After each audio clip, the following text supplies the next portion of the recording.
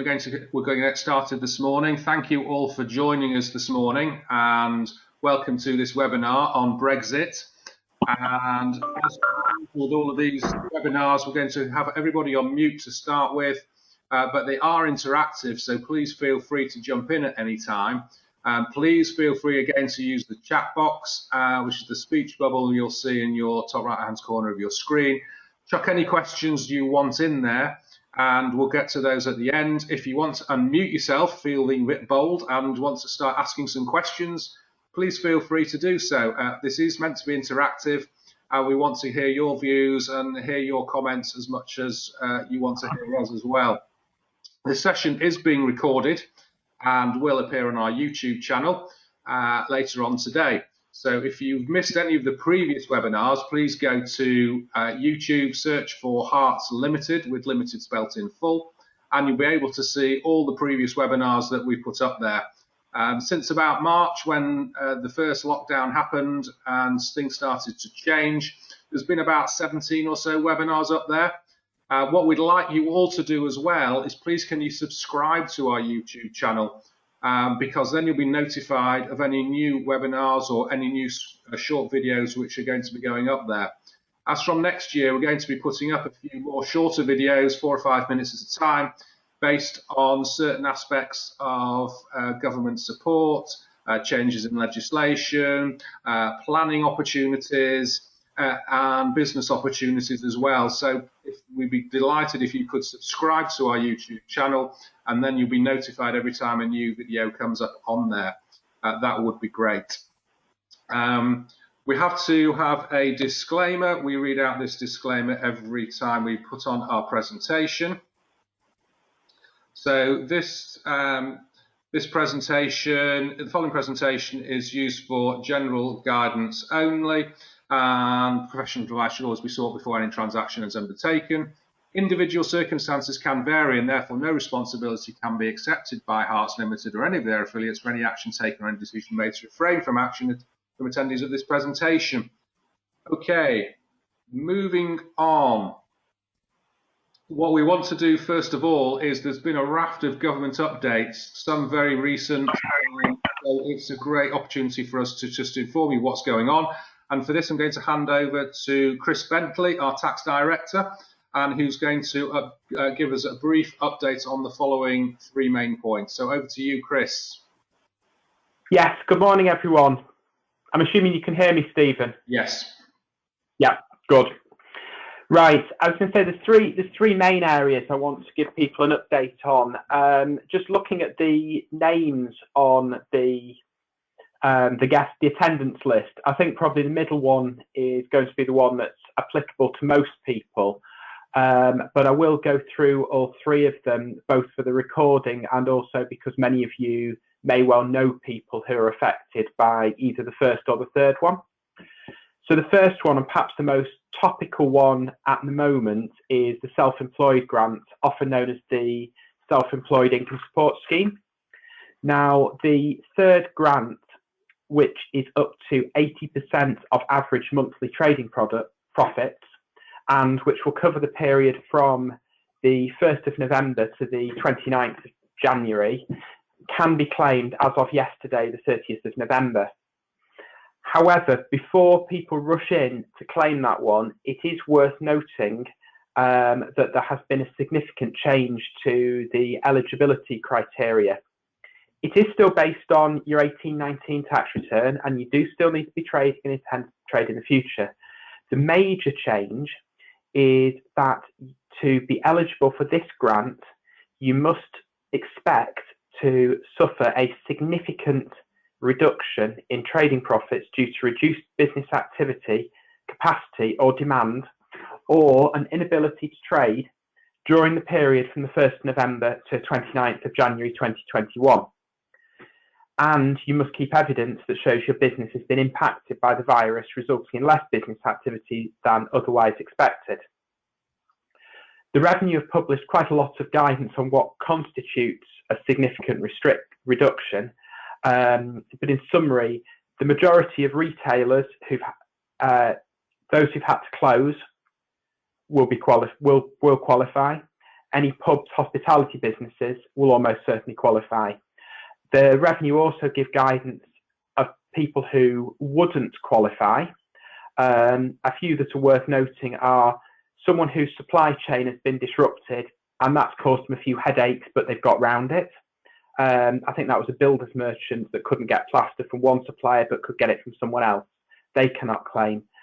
Someone whose only impact is that they've had to go out and buy a load of masks and plastic screens and the other paraphernalia of coronavirus. That individual couldn't that claim because the reduction in their profits would not be sufficiently large. And the other example is someone who's gone on holiday and then has to quarantine after it, or someone whose business has only been closed for a couple of days because they've had to deep clean. All of those, the revenue are considered not significant enough to warrant a claim under the current scheme. So if you're affected and you're going to meet the criteria, yes, claim now, and the period is to cover from now until the end of January. Moving on to the furlough scheme, there have also been a couple of significant changes to this which take effect from the 1st of December. This time the changes don't affect who's eligible or the amount that can be claimed in most cases, but what they're doing is they are subtly shifting it to put the emphasis on this being a job retention scheme, and trying to cut down on where they see there are potential abuses within the system. So the two big changes that take effect from today, the 1st of December, are that if you have an employee who is leaving the business, whether you're making them redundant, whether they're serving their contractual notice, or they're retiring, then you cannot claim for furlough for that employee. It used to be the case that if an employee was leaving for whatever reason, you could, as long as you structured it correctly, claim for their notice period. That's no longer the case. The moment you decide to make someone redundant, or they hand in their notice, you cannot put them on a furlough claim. The other big change, and I don't know how many of our clients it will affect, but there will be some who are worried by this, is that for all claims, HMRC is now going to make public certain elements of it. Sorry, Stephen, if I just shut the blinds because I can see the sun coming onto my face at the moment. Is that better? Okay. So for anyone who claims, any employer who makes a furlough claim from December onwards, the revenue is going to publish the employer name, the value of the claim within a banded range, and the company number if you're a company or an LLP.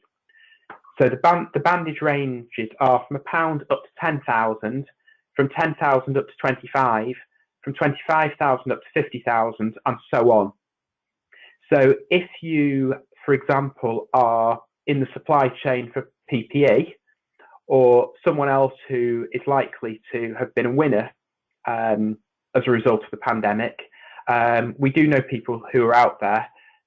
You may want to just be aware of that before you make a furlough claim for December or January.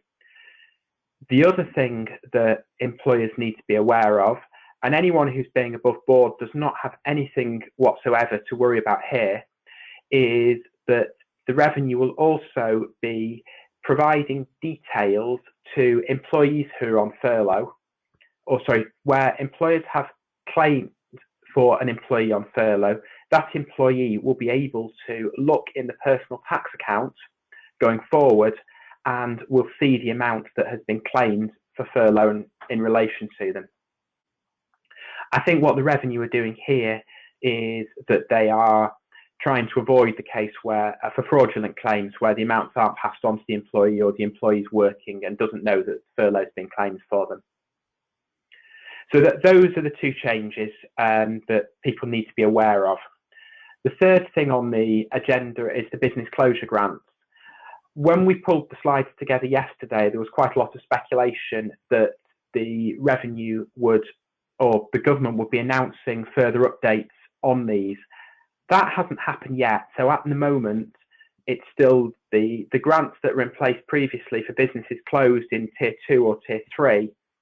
They can still be claimed, but there is speculation that the government will be forced to do more for the hospitality sector. But watch this space.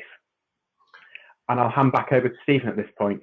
Okay, thank you very much, Chris. That's the government support update. Moving swiftly on to Brexit. A lot of people have forgotten about Brexit, basically because COVID seems to have taken over, but it has been going on there in the background, and we're hearing more and more about it as the deadlines now start to approach by the end of this year. So what we want to cover off this morning is what it means for business, what you need to do to get ready for it, what it means for you personally, and then we'll have some questions and answers, and please feel free to butt in at any time and we'll try and answer your question. The details are as correct as at yesterday, but as you can appreciate, this is a movable feast and things are changing all the time. So what might have been fine yesterday or a week ago may not be fine tomorrow. So again, it's just watch this space. We can only give it you as we have it at the moment. So what it means for you. Originally, there were dire warnings about high prices will plummet and everything will go horrendously wrong. That just simply hasn't happened, really. COVID took over, and it's more the COVID effects that seems to have happened. So it's really nothing too dramatic on that side of things. However, if you're travelling to the EU, there shouldn't be any further disruption or changes to that. Flight delay rules are still in place. So if your flight is cancelled, you're still going to get the compensation and so on. That's all in place. You can travel as normal until the 31st of December, which is the end of this month. However, from 2021, you're going to need to buy a visa, which is a £6 visa waiver. Now, we don't know the date this is coming in, but we do know that it's going to be valid for trips for up to 90 days if you're just going on holiday. Now, this has come out in the press very recently, whereby a number of people may have a holiday home in an EU country, and they might want to go for the winter. So if you're going for more than 90 days, you're going to have to watch this space, because we're still not 100% certain what's going to happen with that. But you just need to bear that in mind. But bear in mind, yes, from 2021, you're going to need to buy a £6 visa waiver. It's very similar to the ESTA if you ever went to the USA. It's a similar sort of electronic pass, lasts up to 3 years. But anything, if you're going abroad for more than 90 days within the EU, basically just watch this space. Passports. You don't need to renew your passport until it runs out, so you don't need to actually rush out and get a new one. These blue passports are now being phased in. For those, if you're visiting the EU, you're going to have to need at least 6 months left on your passport rather than the original 3 months, but it doesn't actually apply to the Republic of Ireland. It's also worth noting, to prepare for Brexit, the Passport Office introduced some under-the-radar changes. Travellers who renew the passports now get up to 9 months less validity. So you just need to bear that in mind as well. EHIC cards, these are the health insurance cards. These are valid until the end of the year. However, after that, there is some uncertainty, and the government is reviewing the future of reciprocal healthcare arrangements. So some will remain valid after 1st of January, which is basically UK pensioners living in the EU, or UK students studying in the EU at the end of this year, or if you're actually on holiday over the end of December 2020, that if you're on holiday over the new year, you can continue to use EHIC card until you actually return. After that, there is some great uncertainty. So really you need to check that you've got the right travel insurance in place. It is very important that you have a good travel insurance anyway, and EHIC cards only cover basic stuff. So it's well worth making sure that when you do go abroad, as from the new year, you do have some very good travel insurance in place. Mobile phones. they will be able to, mobile phone providers will still be able to charge you from 2021. Now, there is a default cap of €50 on data usage when travelling anywhere in the world, but you'll need to check with your plan. Some phone providers, including 3, have ruled out charging, but the others haven't. Now, my guess is they're all waiting to see what everybody else does, but let's wait and see what actually happens. But at the moment, they potentially can charge you from 2021. If you're taking pets to Europe, under the EU pet travel schemes, owners of dogs, cats, and even ferrets can travel with their animals to and from the EU countries, provided they hold a valid pet passport.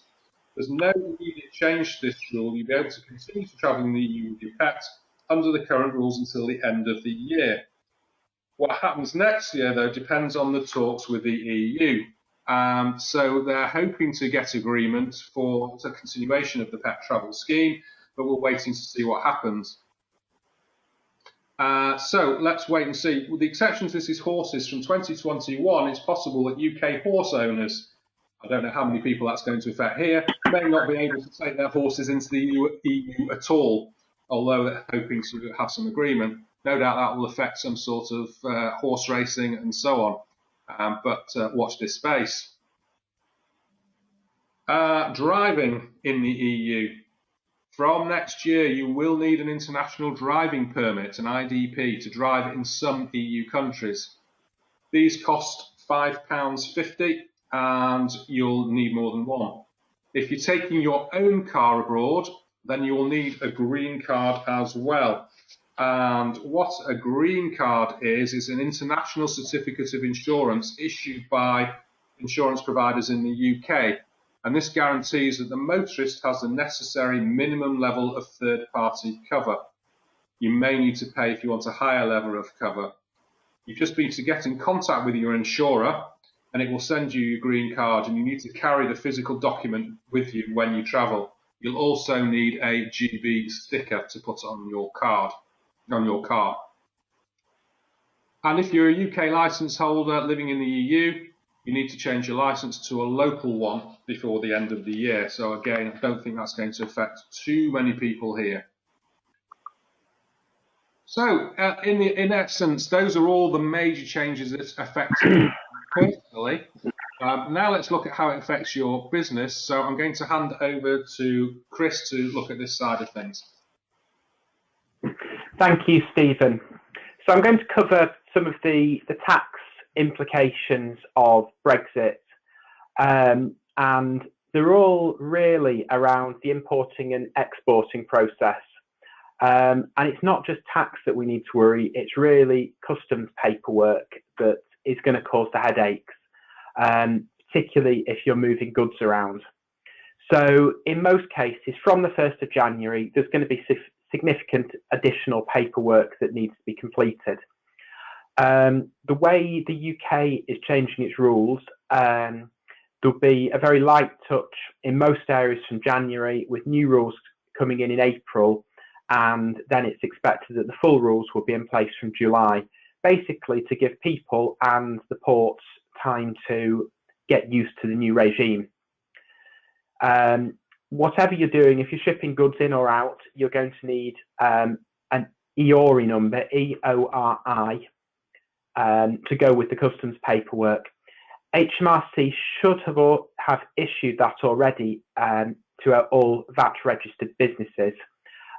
They did most of those a while ago. I think it was about 12 months ago, when it looked like there could be a no deal last year, and part of the planning for that. The other thing to bear in mind is, if you're not using a freight handler to ship goods in or out, and you're actually planning to export goods yourself, then it may well be that you need to get pre-authorization before you take the goods to the ports. And this is part of the government's planning to try and avoid Kent being turned into a lorry park. Again, if you're in that sphere, look into it carefully, as it's likely to change on a regular basis. The main advice we've got, though, really is work closely with your freight handler. The freight handlers are the people who are living and breathing this, and so they will know what's happening in practice as well as what the government's saying. Stephen, could you flick over to the next slide, please? I'll come on to a few funnies around the system. You probably weren't expecting Northern Ireland to pop up on the next slide. Don't know how many people deal with taking things to and from Northern Ireland, but if you do, you need to know that it's going to have a bit of a hybrid status from the 1st of January as part of the arrangements to avoid a hard border in Ireland. That means that Northern Ireland, while it remains in the UK and within the UK VAT area, to avoid there being any customs duty checks on goods flowing between Northern Ireland and the Republic, the Northern Ireland is going to be in a strange hybrid where it's partly in the UK, where it's in the UK, but also not in the UK, and also in the European VAT area and customs area. I think particularly agricultural products are likely to be affected. And there's a possibility in some areas that you'll have to account for VAT on movements of goods between Britain and Northern Ireland. Overall message, though, is if you're moving stuff to and from Northern Ireland, take advice, because it's not the, you can't assume that it remains as it is. And the next slide, please, Stephen. So I'll then come on to the main rules for things moving backwards and forwards from a VAT perspective. If you're supplying business to business and you're supplying services, the good news is you're not likely to see much difference at all. The rules stay the same, except that there's no longer any difference between taking stuff to an EU customer and a non-EU customer. It's all going to be zero rated.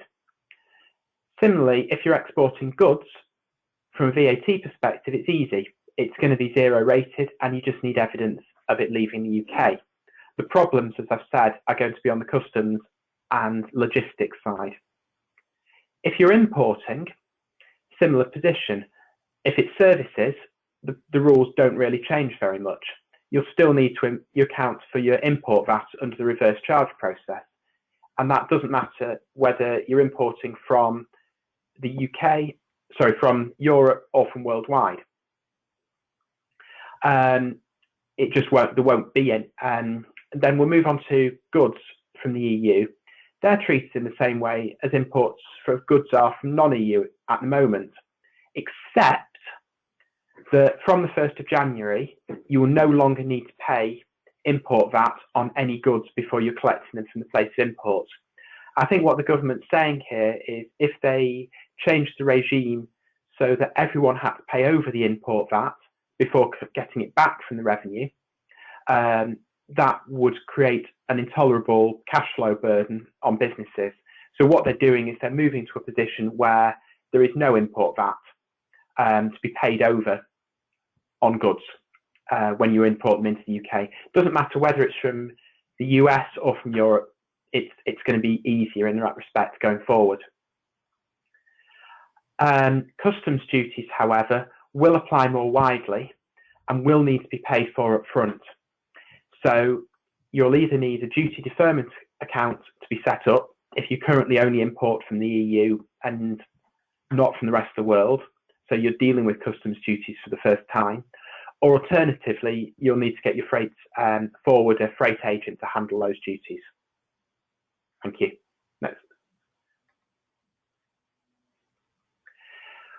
Where another area where people might be tripped up, and having gone through the main rules, is where there are when found relatively few changes.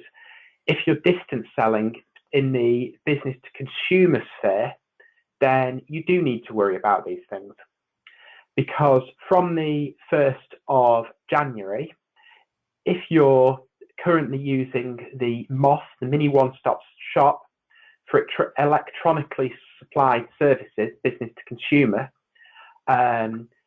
these are services where you currently have to account for VAT in the customer's country of residence when they're in the EU. You'll no longer be able to do that with a UK MOS registration. You will have to either get a MOS registration in one EU state, or you'll actually have to register for VAT in every single state. And at the same time, the de minimis threshold, which is admittedly very low, will disappear. There's a similar issue that if you're selling goods business to consumer into the EU, then you'll need to account for VAT from the 1st of January in the customer's destination. That's because the distance selling exemption, which currently gets you out of this problem for making small levels of sales to customers in the EU, will cease to apply. So if you make as little as £1 or €1 of goods transferred, then you're theoretically within the requirement to account for VAT in the customer's jurisdiction. Now, there are easements for the smallest shipments, but generally, if you're doing shipments business to consumer into the EU, you're either going to need an EU base, or you're going to need to register for VAT in each country, or you're going to need to trade through a platform such as Amazon, which takes care of the VAT compliance for you. However, from the 1st of July next year, there will be a new MOS, a new mini one-stop shop for both goods and services, and it's expected that non-EU businesses will be able to register it, to use it with one EU VAT registration. So that will make your distance selling, your MOS, easier. One EU VAT registration, and that will be able to take care of all these complexities for business to consumer sales going forward in practice. But there is 6 months, particularly for goods sales, which is going to be very awkward. Thank you. Next slide, please. So in terms of practicalities and the key takeaways, almost all of the changes relate to goods from a VAT and duties perspective, not to services. The main exception there is electronic business to consumer services, which are currently within the MOS. If you're moving goods to and from the EU, consider whether you'd actually, in any significant volume, consider where you'd actually want an EU warehouse and a VAT registration. We have a number of clients who bring stuff in from around the world. They currently bring it into the UK, but they have customers in the EU, quite often without doing very much to it in the UK. Going forward, that's going to be quite difficult from a logistical perspective, because you've got to clear the goods in the UK, and then you've got to clear goods on the continent. So what they're looking at doing quite often is bringing everything into a free port. That might be Rotterdam, using a bonded warehouse, and at that point splitting the goods that are destined for the European market from those to the UK market, and then bringing only the UK goods into the UK, whereas the goods destined for the European market will remain in Rotterdam, so everything only has to get cleared once. The downside of that is those businesses will typically need at least one EU VAT registration in the country where they're maintaining a warehouse. But it is easy, but it's typically seen as easier than clearing customs twice or more. So if you're importing from the EU, you're going to need to consider customs duties from the first time. If you're making business to consumer supplies, then you're going to need to consider the loss of the use of the MOS and the loss of the distance selling thresholds. And if you're moving goods to and from Northern Ireland, you just need to take a bit of additional care. And the real one with your goods is your freight forwarders can really help out, so talk to them.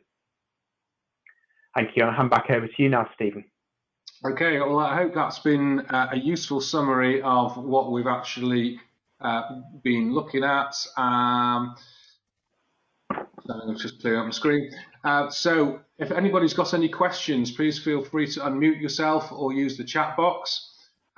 Whilst you're thinking about any questions or anything you might want to ask, we do have another webinar next week at 9:30, where Chris is going to present on business valuations, and he's going to discuss the reasons why a valuation might be required, including for divorce and tax purposes, the approach to valuing a small business, and the impact of the coronavirus pandemic on business valuation. So that's next Tuesday at 9:30. Has anybody got any questions on anything that we've covered at all so far? I know some of the rules in relation to importing and export can be quite daunting, but if you've got anything you're uncertain about, please feel free to give Chris a call in the office, 01625 669 669, and he will be able to answer any of your questions.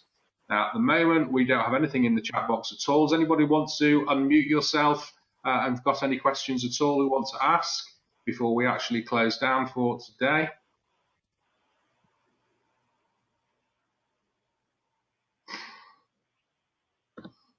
No? Okay, well, thank you very much indeed for joining us this morning.